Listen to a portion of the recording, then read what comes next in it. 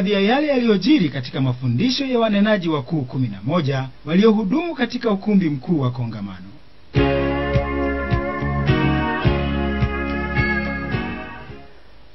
Sikiliza habari njema ziletazo utulivu kwa watumishi wa Mungu kama mimi na wewe. Unapenda nikwambie? Ninapoona watumishi wa Mungu hivi, moyo wangu unanigeuka kuwa kijana kabisa. Wakati huu siwezi kwenda kama zamani, nashindwa. Umefikia wakati wako, mwana wa Mungu, jitahidi. Asiwepo wa kukurudisha nyuma. Jaribu kuchukua hatua yako, hata kama unavutwa huko. Piga hatua tu. Ikiwezekana piga mkono. Nenda.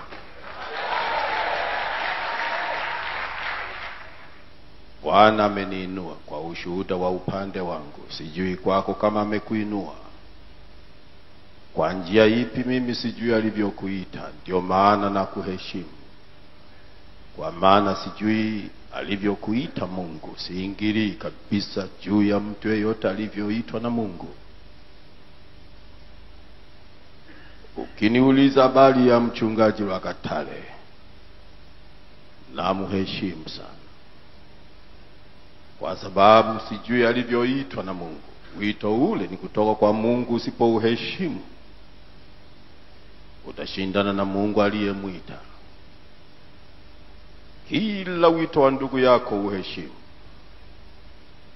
wala usiseme lolote juu yake, wala usikosoe juu ya injili yake na dhehebu lake. Please, watu wa Mungu, ile namna ya kukosoa madhehebu ya mtu anavyoendelea kuabudu, anaabudu nani? Hatukumbuki wana wa injili. Sisi sote ni sura moja. Mbona uingilie hali ya nyumba ya ndugu yako? Kukosoa, unamkosoa ndugu huyo, mwache na kuomba tu.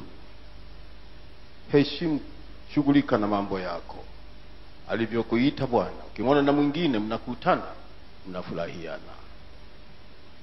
Unapiga vita wapi? Huku na huku. Wala usimzuie na kufanya hili. Mbona hata wanafunzi walisema, Bwana, tumewaona watu wakihubiri na kufukuza pepo tukawazuia. Yesu alisema, mmekosea. Umekosea kuwazuia na kuwakemea. Hao sio adui yenu. Kwa sababu yeye asiyenitukana mimi yu pamoja nasi. Bwana akasema, maelfu ya watu walipokuwa wanamsikiliza, yeye alikuwa amesimama kando ya ziwa Genezareti. Ziwa au bahari. Mtu aliyezama duniani maana yake amezama baharini. Ni dunia. Samaki ni wanadamu wamezama baharini, ziwani. Kukaa kando maana yake umeiacha dunia, umeacha kuzama humo. Kuzamika umekukimbia. Yesu alisimama kando ya kuzama ili awape mfano wanadamu wasiingilie kazi ya Mungu pamoja na kuzama duniani, ili uyaone yaliyomo duniani ukapate kuvaa misuti. Bila misuti huwezi kuhubiri. Bila kupata pesa ya nauli huwezi kwenda. Yale yote ni ya ulimwengu, ni majaliwa tu. Bwana atayatoa baadaye kwa wakati utakapofika. Yakifika yapokee. Hajafika usiyataka Usitafute kwa nguvu, tafuta kwanza roho za watu mpendeze Mungu. Wala usitafute kwamba mpaka nipate speaker. Nani aliyeitwa pamoja na speaker? Neno speaker tulifutilie mbali. Limelemaza wahubiri wengi. Kupata kwanza speaker ndipo aanze kuhubiri, no. Nasemea upande wangu, sijivuni. Natoa ushuhuda Mungu alivyonisaidia mimi binafsi. Kinipeleka kwamba Moses kula anajivuna, sina hilo. Nilikaa miaka 17 na hubiri kwa kinywa. Miaka 17. Baadaye nikaja kupata kabesa ni kadogo kuliko zile besa ni kubwa.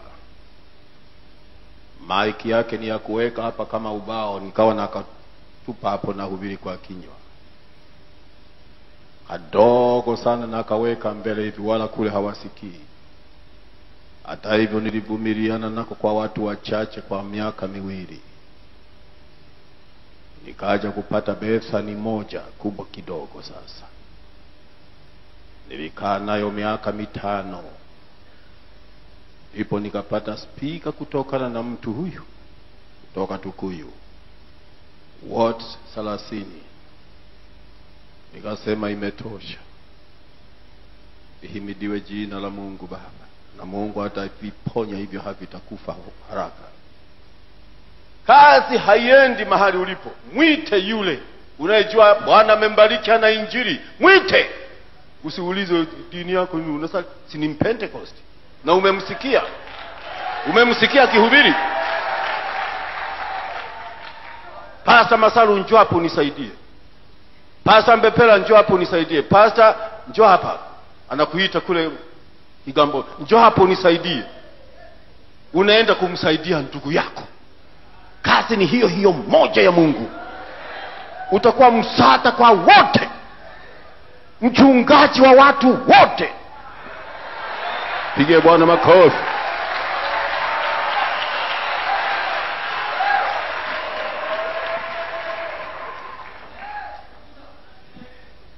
Hilo ni neno la Mungu, ninamalizia. Sasa walipofanya namna hivyo, samaki walikuwa wengi mno, paka hata injili kaanza kukatika, wakaanza kujisahau kwa wingi wa watu. Maana yake ni injili kukatika njia yake. Nyavu zikaanza kukatika kwa ajili ya wingi wa samaki. Bwana atakapokubaliki kuleta jeshi la roho za watu, jikaze kiuno, mshukuru Mungu, ule matunda yako kwa amani. Injili yako isikatike.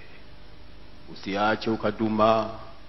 Ndipo hapo mtafute Mungu zaidi, upate kuwa na jeshi, umletee Mungu roho zilizokata tamaa duniani, roho zilizokufa lakini zi hai. Amani iwe kwenu. Msaidiane wana injili. Injili yetu ni moja, sisi sote tu watoto. Msaidiane. Kila mwinjilisti, kila mchungaji, kila mtumishi asiwe na adui. Asiwe na adui. Asiwe na adui mtumishi mwenzie akawa adui. Toeni moyo huu. Usiwe na adui kamwe. Mungu libariki neno hili. Wabariki watumishi wako. Hawa ni watumishi wako Mungu, na wapenda na waheshimu. Wavike uwezo utokao juu.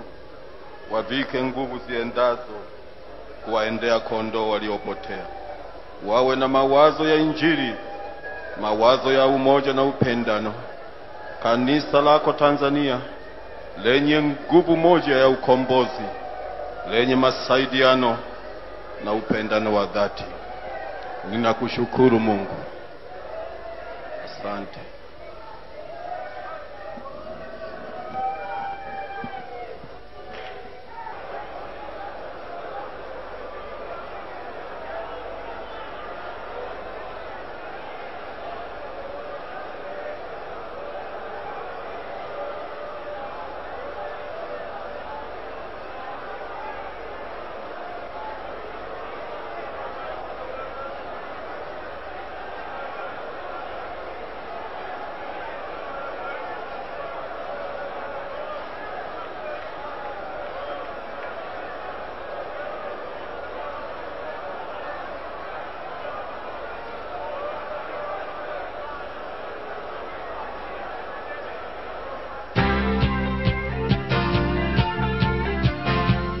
Mchungaji, una upako wa aina mbili.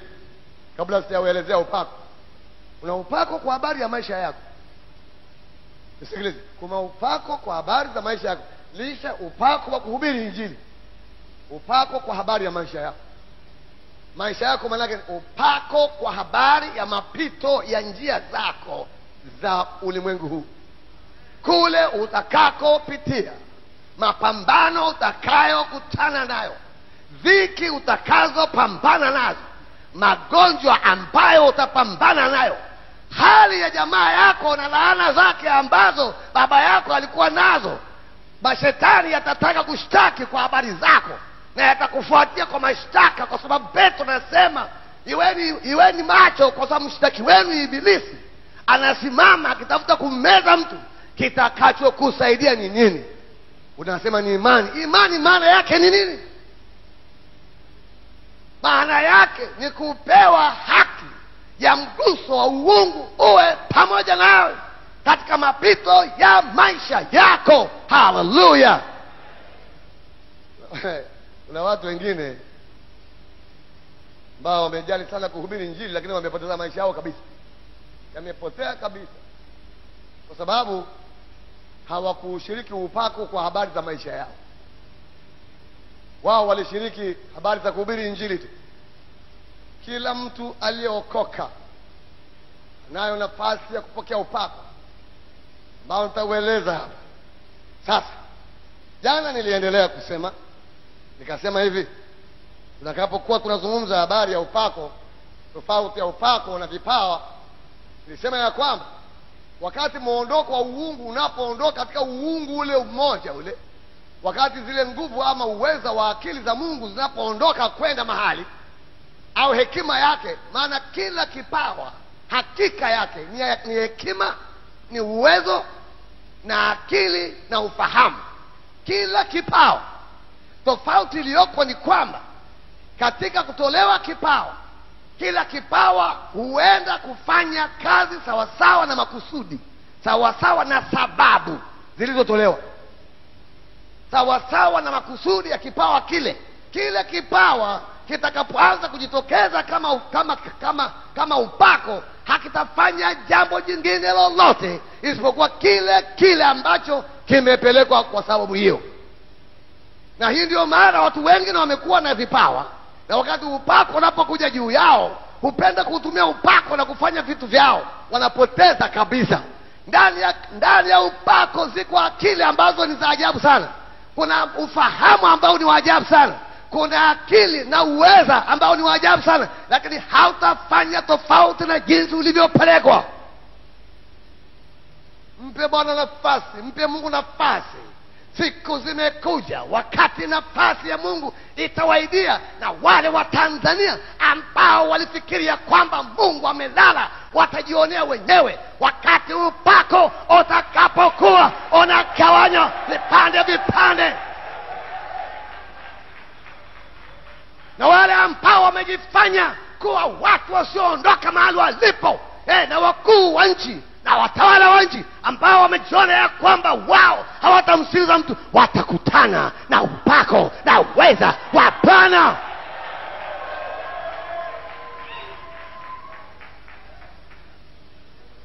Watakutana nao, na wakati hautakuwa mrefu.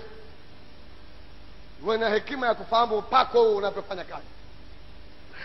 Haleluya, haleluya! Mungu anawapenda. Nataka ni Askofu Mkuu Kakobe nisamehe sana, kwa sababu hii kitu nilikitafuta nikimalizie wapi, na hakitaisha, hakitakoma.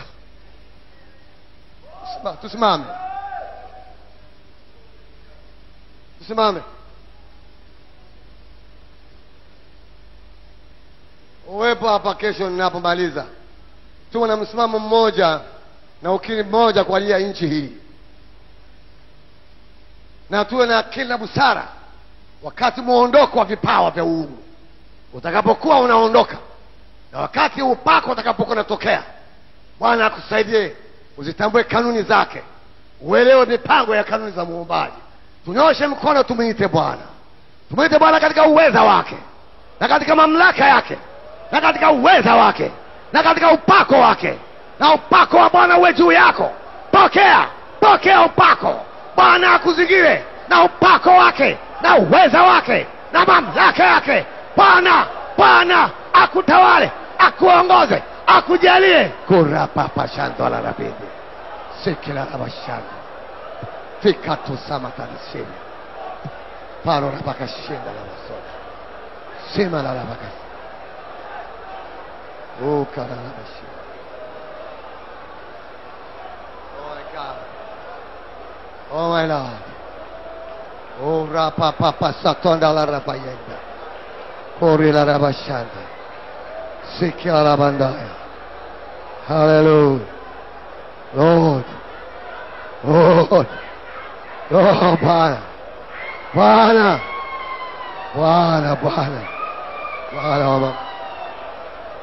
Oh, hallelujah. Ora la bashi. Sukara.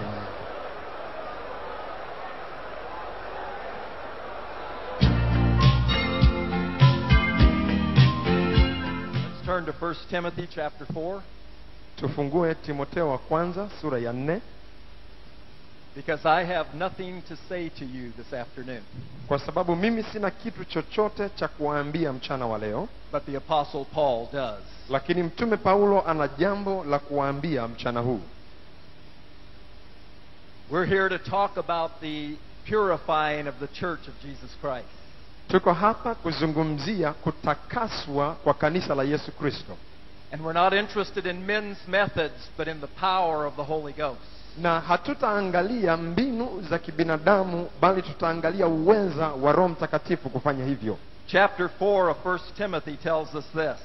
Timotheo wa kwanza sura ya 4 inasema hivi, Verse 12, na mstari ule wa 12, let no man despise your youth, mtu awaye yote asiudharau ujana wako, but be thou an example of the believer, bali uwe kielelezo kwao waaminio, in word, katika usemi in your manner of living, na mwenendo wako, in love, na katika upendo, in the Spirit, katika roho, in faith, katika imani, and in purity. na katika usafi. We're going to talk about all of those subjects over these next days. Tutakwenda kuzungumzia masomo yote hayo katika hizi siku chache zilizo mbele yetu, And he gives us the reason why, na anatupa sababu kwa nini, so that we might know how to behave ourselves in the house of God. ili tujue jinsi itupasavyo kuenenda katika nyumba ya Mungu. Isn't that an interesting admonition to give to preachers, to learn how to behave themselves in the house of God? Je, si jambo la ajabu, si onyo la ajabu, si fundisho la ajabu kuwapa wahubiri eti wajifunze jinsi ya kuenenda katika nyumba ya Mungu? You see, there is no greater problem in our churches today than our preachers. Na hakuna tatizo kubwa zaidi katika makanisa yetu leo kuliko wahubiri. Why do I know that? Kwa nini ninajua hivyo? Because I am one. Kwa sababu mimi mwenyewe ni mhubiri. The biggest problem our church has is me, the pastor. Na tatizo kubwa kuliko yote ndani ya kanisa letu au kanisa langu ni mimi mchungaji. If I can stay on course, they'll stay on course. Kama mimi nitakaa kwenye njia, kanisa zima litakaa kwenye If my njia. doctrine is pure, their doctrine will be pure. Kama mafundisho yangu ni safi, mafundisho yao yatakuwa safi.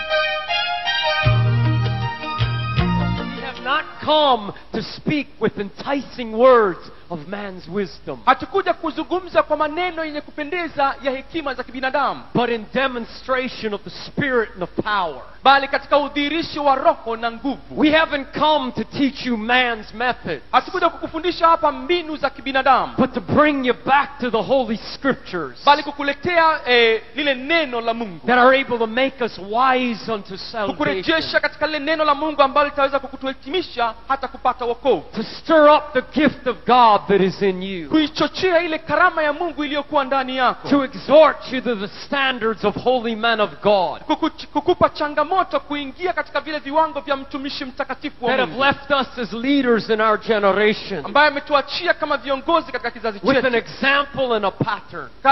na mfano kama mfumo.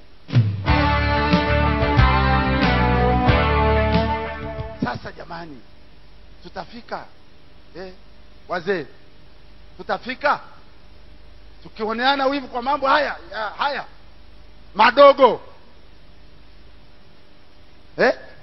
tutafika? Sasa ndugu zangu, lazima tuwe watu wazima na tuwe na imani kubwa ya kumtazama yule Mungu ambaye tunaamini ndiye amekuita wewe. Mungu aliyekuita wewe ana mpango mkubwa mno katika maisha yako, na ndio sababu amekuleta hapa. Anataka huduma yako ikue. Anataka akufungulie milango, si Tanzania tu, lakini hata Afrika nzima na pia dunia nzima. Watu wengine ni wachoyo kumpa Mungu na pia kuwapa wenzao. Ni wachoyo, hawapendi kuwapa wenzao wala kumpa Mungu.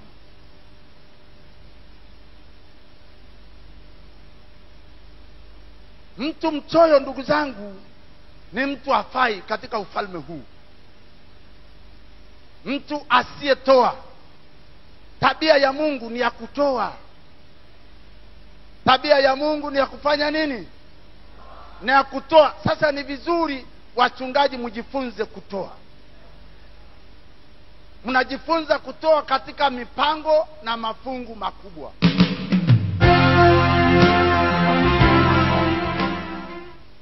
Hivi ndivyo iliyofanyika katika kanisa la kwanza, walipokubali kufuata taratibu za Mungu na Mungu akaonekana kwao, kama tunavyosoma maandiko haya. Anasema kila mtu akaingiwa na hofu, mstari wa 45. Kila mtu akaingiwa na hofu, ajabu nyingi na ishara zikafanywa na mitume. Bwana asifiwe sana. Haya ni matokeo ya kufuata taratibu za Mungu. Walipofuata taratibu hizi za Mungu, Mungu akaonekana kwao. Na Biblia inatuambia kwamba watu wote wakaingiwa na hofu. Sasa niambie kanisa letu la leo Pentecost, hawa wa ulimwengu, watu wote hao, kweli bado wana hofu na kanisa na wa Pentecost? Wanapoangalia wa Pentecost kweli wana hofu? Wanatetemeka, wanashangaa kweli? Hebu muulize mwenzako, hivi wanapotuangalia sisi wa Pentecost wanatuonaje? Tunawashangaza, wanatuona ni watu wa kawaida tu? Hebu muulize, wanatushangaa? Hawaoni kitu? Hawaoni kitu? Sasa kama hawaoni kitu ni hatari. Ni lazima waone kitu. Ni lazima. Kanisa la Mungu, wakati wamefuata masharti na taratibu za Mungu, Mungu akaonekana kwao, Mungu akaonekana katika kanisa lake, watu wote wakaingiwa na hofu. Wote. Biblia inasema wote wakaingiwa na hofu, wote. Wakashangaa, hawa wa Pentecost wakoje? Hawa wa Pentecost, huyu Mungu wao yukoje? Wakawa na maswali, wakashangaa. Tunataka tuwashangaze wa ulimwengu leo. Tunataka watu wote washangae leo, waione Pentecost ya moto, yenye Mungu, yenye Bwana, yenye Yesu, yenye mfalme anayetembea, anayeonekana, anayefanya ishara na miujiza. Inafuatana na watumishi wa Mungu wote. Tukisimama na Bwana yupo, tukisema na Bwana yupo, tukihubiri na Bwana yupo, tukiombea mgonjwa katika jina la Yesu, Bwana yupo.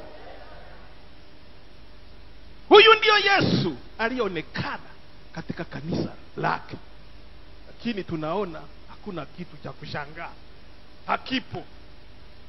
Hakipo. Nasimama mchungaji, basi unahubiri nusu saa, dakika ngapi? Mungu awabariki. Sisi ni wa Pentecost. Pentecost yuko wapi? Yesu yuko wapi? Ndio maana hata watu hawataki kuja kwenye kanisa lako. Hawaoni kitu. Hawaoni. Hawashangai, hawaoni kitu. And unaanza kuzungumza hivyo kwamba mimi ni Pentecost, sio sijui hori nini, kuna zile majina yetu ya makanisa, sawa, yaendelee, lakini hapa tunazungumzia jumla yake. Upentecost ndilo lilotuweka hapa. Sema amen. Basi ninayo heshima kumleta askofu mkuu wa kanisa la Pentecost Holiness, wala si mwingine ni mzee wetu Mboya. Karibu. Amen.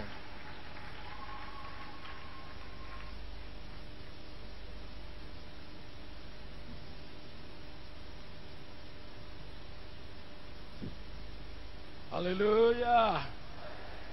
Kwa kweli siku ya leo kwa upande wangu ni siku mpya. Ni siku mpya, na mshangaa Mungu huwa amenilinda. Umri wangu ni miaka 77 na amenilinda nifikie siku ya leo. Mnaweza mkanisaidia? Mstari katika Biblia unasema hivi: Mungu anapotuweka anatuweka tufikie. Hakuna naye nisaidia? Tufikie toba. Tunapovuka mwaka, wengine nasema amenifikisha mwaka huu, nataka nihubiri injili. Sawa, lakini mstari unasema tufikie toba. Kiasi ambacho nimesimama hapa, kama Mungu ataniruhusu dakika, nitakuwa naongea kuhusu kanisa. Lakini sasa niseme ukweli tu.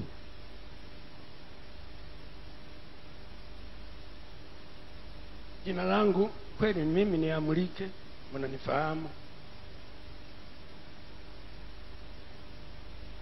Lakini na miaka yangu 70, wale waliookoka juzi miaka 10 tu iliyopita wamefanya mambo makubwa ya ajabu. Huyo ndio Mungu. Mbingu sio yangu. Hata nifanye kitu chochote kile, mbingu sio yangu.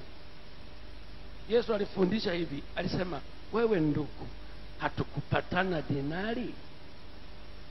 Sasa moyo wako kwa nini unakasirika navyompa mwingine?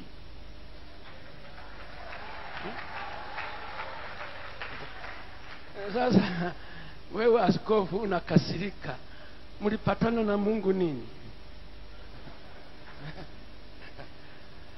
Kwa hiyo nichukue nafasi hii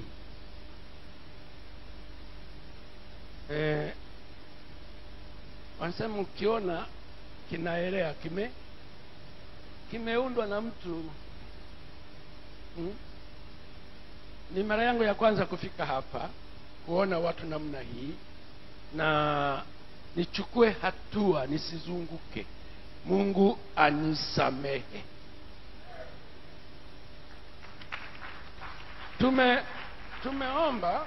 Tumeomba kwa machozi, lakini kwa nini nisitamke mdomoni kuwa ndugu,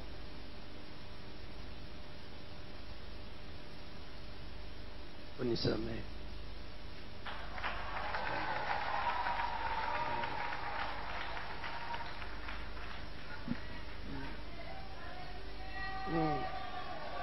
Wamama munisamehe,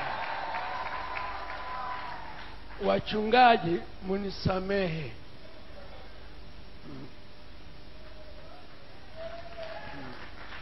Kwa sababu kusema mdomoni maneno yanatoka ambayo hayana msingi.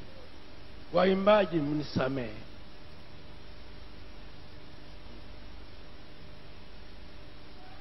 Nafikiri ndio maana Mungu aliniweka siku nifike sasa.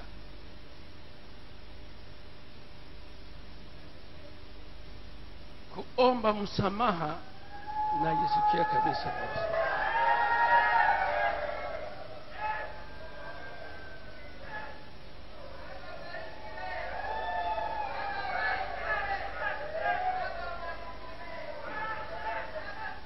kama ni kulijenga kanisa la Kipentekoste, kwa miaka mingi sana limejengwa kwa kiburi na kwa uchoyo kama tulivyosikia, na kwa uchungu kama tulivyosikia, na kwa kiburi kama tulivyosikia. Lakini hakuna dawa ya kwenda mbinguni kama hatuvunjiki na kutubu. Hakuna. Asante kwa kunisamehe. Asante sana. Na neno hili la Pentekoste linahusu vitu hivyo hivyo. Pentekoste nguvu, lakini nguvu ya kuvunja vitu vya watu? Hapana, nguvu ya kuvunjika, kuwa mnyenyekevu, kuwa mkweli, kuwa mtakatifu, kuwa mwenye haki, kuwa mwaminifu, kushinda dhambi. Hiyo ndio nguvu. Sasa tuingie kwenye somo lenyewe. Kama nilivyoomba, tutakwenda mistari miwili au mitatu Bwana atakavyotuelekeza. Nina soma mstari wa Waebrania mlango wa 12, mstari mmoja tu wa 23.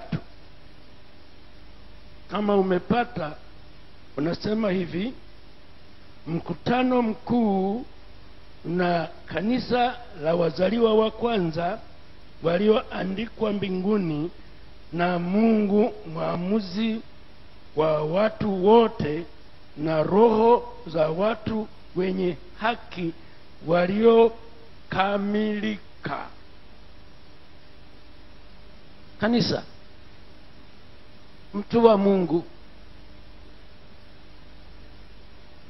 kazi ambayo Mungu amekukabidhi, amenikabidhi, ametukabidhi, siku ile isiwe sisi, mimi na wewe, tunasaga meno. Isiwe hiyo.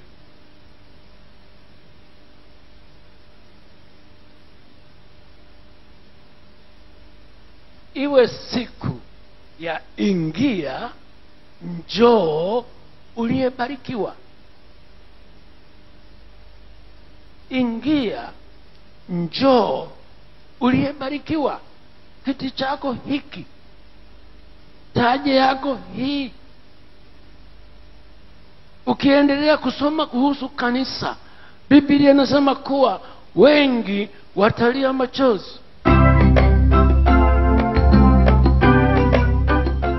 Wa Efeso sura ya 4, nitasoma mistari ya utangulizi wa kipindi chetu kuanzia mstari wa 1 mpaka mstari wa 6. Nasoma katika jina la Yesu.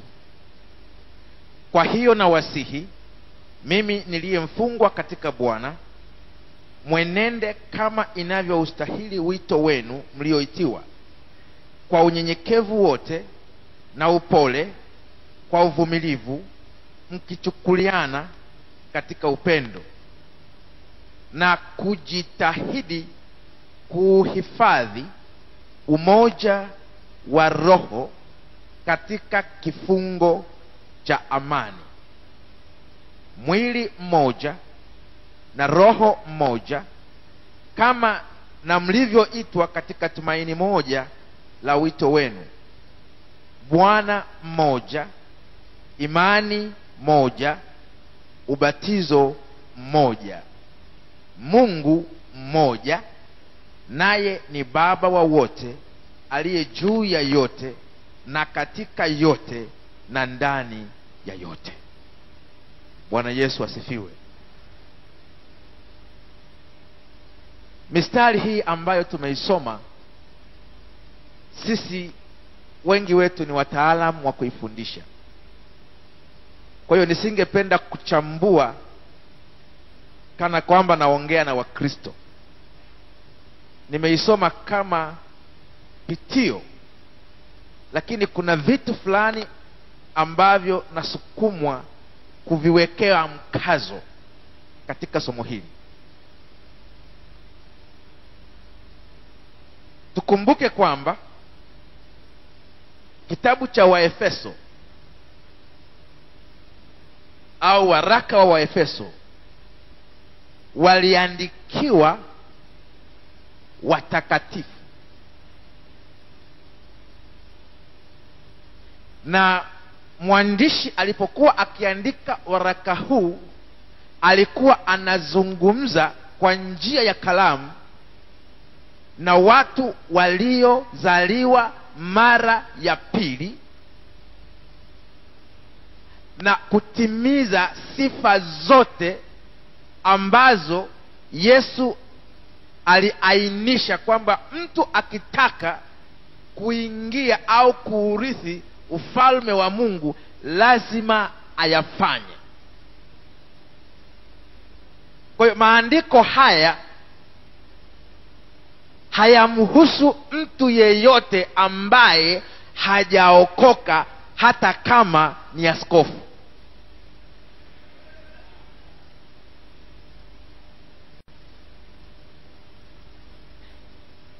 Narudia tena, maandiko haya hayamhusu mtu yeyote wa dini yoyote katika dhehebu lolote ambaye hajazaliwa mara ya pili akapokea msamaha wa dhambi pamoja na kutimiza haki yote baada ya kuamini na kubatizwa na kukirimiwa kipawa cha Roho Mtakatifu. Mtu wa aina hii aliyetimiza haya ndiye ambaye maandiko haya yanamhusu. Nje ya sifa hizi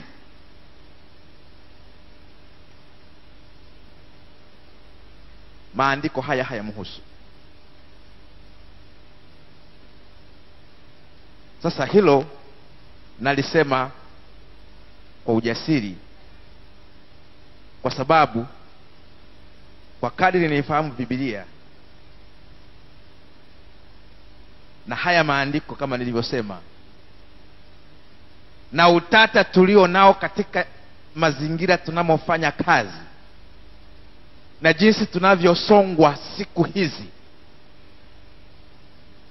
ni wakati sahihi sasa wa sisi tunaojitambua kwamba tumekidhi sifa hizi kusimama na kusema na kutamka pasipo woga, aibu, kwamba umoja wa Roho unawahusu walio wa Roho peke yao.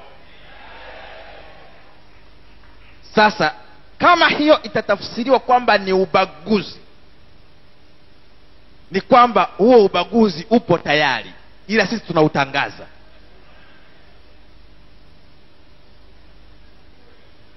Hatufanyi ubaguzi sisi.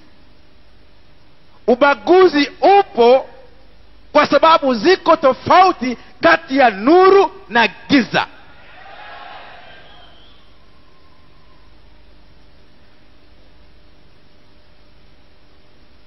Sifa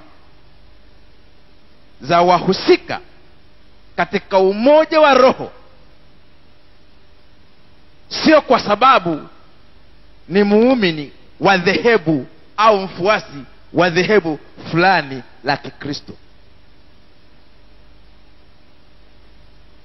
Unakuwa mhusika na mshirika katika umoja wa Roho kwa sababu wewe binafsi umekutana na nguvu ya Kristo, ukageuzwa kutoka katika hali ya dhambi na kuingia katika hali ya utakatifu wa kweli ambao unatembea nao kila siku. Na yeyote aliyefanya kama wewe popote alipo, wote ni washirika katika umoja wa Roho.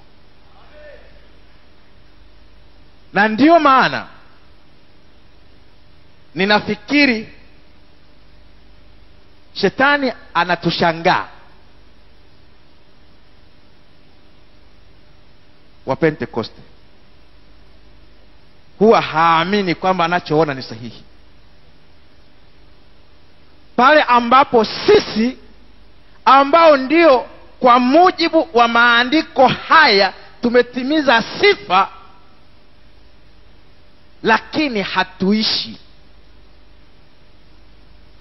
shetani anashangaa. Roho Mtakatifu tunaye, maandiko tunayo, halafu bado tunaishi kama yatima katika jamii tunamoishi. Ati ama kwa sababu sisi ni wachache ndivyo tulivyoanza, au kwa sababu imani yetu haikubaliki, tumepingwa sana. Kwa hiyo tumefika mahali ambapo tukaona ni afadhali basi na sisi tujitambulishe kwa wengine kwa kucompromise misingi ya imani yetu, tukidhani kwa njia hiyo tunafanikiwa, lakini kwa njia hiyo tunapotea. Narudia tena neno la angalizo. Tunapaswa kuwa waangalifu na wanyenyekevu sana mbele za Mungu. Hatupaswi kumdharau mtu yeyote wa dini yoyote, wa dhehebu lolote. Hatupaswi kujiona kwamba sisi ni bora kuliko wengine ambao hawajaingia katika msingi wa imani kama tulionayo sisi. Lakini pia hatupaswi kukokotwa au kuburuzwa au kuvutwa na yeyote ambaye hajatimiza sifa za kitabu hiki.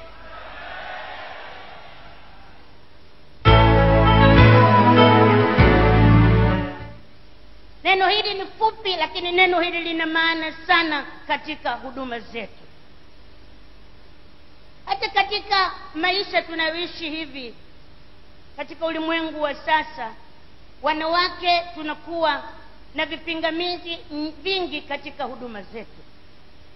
Na hiyo sisemi kwamba wachungaji wanaume au watumishi wanaume wao hawapati matatizo katika huduma, wanapata na wao, lakini vipingamizi vya wanawake vinakuwa vingi, kwa sababu mojawapo wa wale ambao wanaweza kutuwekea hivi vipingamizi ni nyinyi kaka zetu.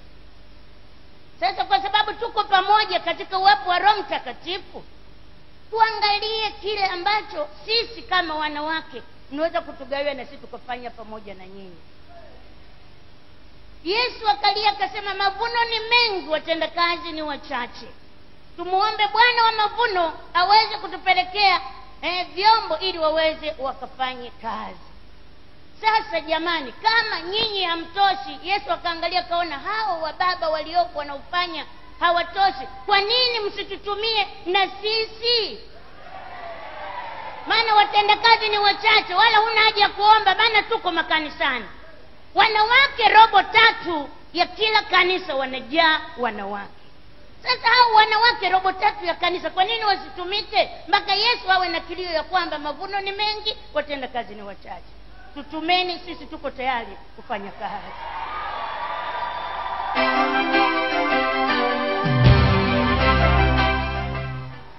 Na Biblia inasema hatimaye Kristo akazikwa.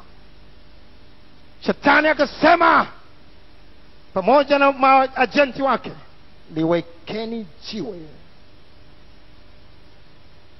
lilindeni kaburi salama salama kadiri mjuavyo. Wakalipiga muhuri, walinzi wakawekwa, walinzi wazito. Walinzi wakati ule wanaotajwa katika dola ya nyakati zile alikuwa majitu marefu, mapandikizi ya kutisha, yakawekwa kulilinda kaburi, kuhakikisha huyu hafufuki. Pepo wote wakahamia hapo kuhakikisha hafufuki. Wakasema tufanye nguvu zetu zote, kwa sababu yule mjanja alisema siku ya 3 atafufuka. Tulilinde kaburi salama kabisa. Walitumia nguvu zote kuhakikisha limelindwa salama.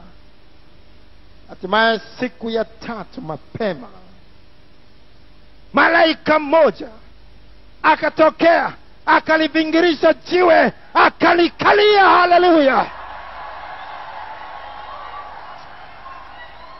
Biblia inasema wale walinzi, fahamu kwamba walinzi wale walikuwa na upako wa kishetani mkubwa kuliko wote unaoweza kufikiria, kuliko wachawi unawaogopa Sumbawanga, kuliko wachawi unawaogopa Muheza, kuliko wachawi unawaogopa Pemba na Zanzibar, kuliko wachawi unawaogopa kila mahali, kuliko wachawi hawa. Walikuwa na upako wa namna zote, walikuwa na upako wa namna zote, walikuwa na upako wa namna zote. Lakini malaika mmoja akalivingirisha lile jiwe, akalikalia. Haleluya! Tena Biblia inasema kukawa na tetemeko la nchi, hofu na mashaka vikawashika walinzi, wakachanganyikiwa, wakaanguka, wakawa kama wafu. Haleluya! Kaka zangu, dada zangu, Yesu Kristo tunamhubiri wa Pentekoste sio yule ambaye bado amekondeana, amening'inia kwenye msalaba leo. Yesu Kristo tunamhubiri wa Pentekoste amefufuka, yu hai milele. Haleluya! Haleluya! Haleluya! Haleluya! Haleluya! Haleluya! Haleluya! Haleluya!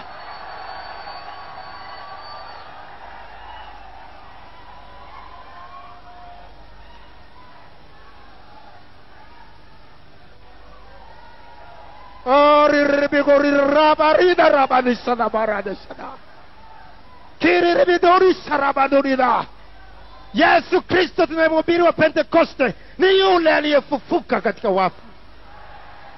Nataka nikwambie, unapotoka katika kongamano hili, sio unapotoka, tangu sasa usibabaishwe na wachawi waliokuchemsha katika tangu wakati ulipoingia katika utumishi.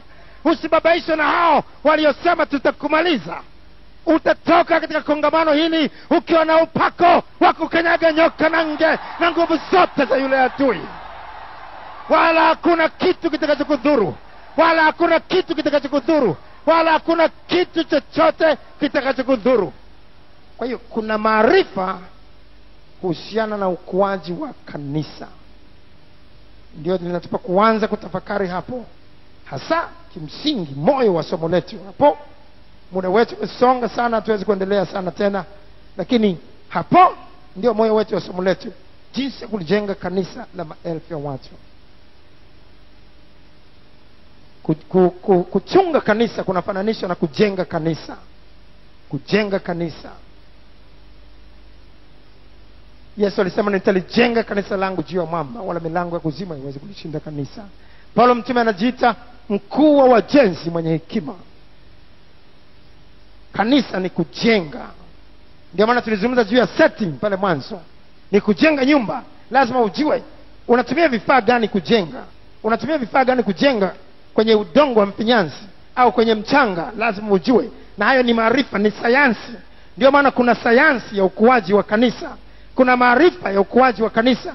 Hata unaweza kuomba ukaomba ukaona kanisa bado halikui, mpaka ujue maarifa haya ambayo tunaanza kujifunza. Ndipo unapoweza kuona kanisa la maelfu ya watu. Ujenzi sasa, ujenzi. Ili mtu au mchungaji awe na kanisa la maelfu ya watu, tangu mwanzo kabisa lazima adetermine, lazima aamue kuwa na kanisa la maelfu ya watu tangu mwanzo. Ni ujenzi. Kama mjenzi anataka kujenga jengo lenye orofa 50 kwenda juu, lazima aamue hivyo tangu mwanzo anapojenga msingi. Na anachimba chini sana, halafu anatumia vyuma na zege jingi sana ili kuweka msingi imara utakaoweza kubeba orofa 50. Msingi wa banda la nyasi ambalo liko Bariadi kule Shinyanga halafu nataka juu yake weke orofa 50. Hilo hata kabla hujaweka orofa ya kwanza limekwisha anguka chini lote. The more you want to go higher, the more deeper you should go first. Kwa kadiri unapotaka kwenda juu zaidi, lazima uanze kwenda chini zaidi, kujenga msingi chini. Kama unataka tu kujaza tu maelfu ya watu mahali ambapo hakuna msingi, hakuwezi kuwa na chochote kile unachoweza kukipata. Lazima kwanza uwe na nguzo za kushikilia jengo. Wale wataalamu wanapoanza kujenga, wanajenga tu nguzo. Utaona wanajenga nguzo, wanaweka chuma, wanatia zege, wanaimarisha. Unaona minguzo tu inapanda. Hizo nguzo za chuma ndizo zinazoweza kushikilia jengo hilo lote. Kama unaangalia vizuri jengo hili, utaona limeshikiliwa juu ya nguzo. Na nguzo hizi utaziona nyingine zinakuwa na hizo seti zetu za television, zinakuwa juu ya nguzo. Utaona nguzo hiyo moja, ya pili, ya tatu, ya nne, zinakwenda nguzo hizo. Utaona nguzo hizo zinakwenda. Hili kanisa lote hili limejengwa juu ya nguzo hizi. Huu ukuta hapa unaweza kuubomoa, ukaubomoa chini kabisa na jengo hili likaendelea kuwako, kwa sababu limeshikiliwa kwenye nguzo hizi tu. Na lengo la kufanya hivi ni kwamba siku moja tutabomoa hapa, tunaongeza ukumbi mwingine. Hizi nguzo ndizo zinazoanza kuwekwa katika kujenga kanisa la maelfu. Na nguzo hizi ni viongozi wa kanisa: Yakobo, Kefa, wenye sifa kuwa ni